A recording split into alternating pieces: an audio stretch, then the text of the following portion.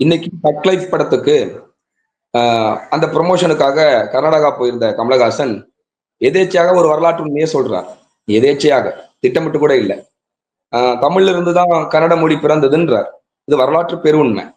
ஆனா அந்த உண்மை வெளிவந்த போது கர்நாடகாவோட முதலமைச்சர், துணை முதலமைச்சர், அமைச்சர் பெருமக்கள், எம்எல்ஏக்கள், சில்லுவண்டுகள், குழந்தைகள், போற வரவர்கள் அத்தனை பேரும் கமலஹாசனை திட்டினாங்க. இதையெல்லாம் தாண்டி அங்க இருக்கிற உயர்நீதிமன்றம் மன்னிப்பு கோரணும்னு சொல்றாங்க. இவ்வளவு அழுத்தத்தை ஏன் கொடுத்தாங்க?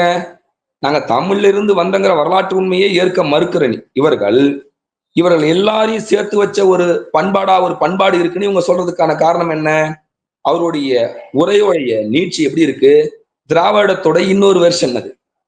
திராவிடம் நாங்கள் நிலத்தால் மொழியால் ஒரே இனத்தை சேர்ந்தவர்கள் இவர் இத்தனை நாள் சொல்லிக் கொண்டிருந்தார்கள்.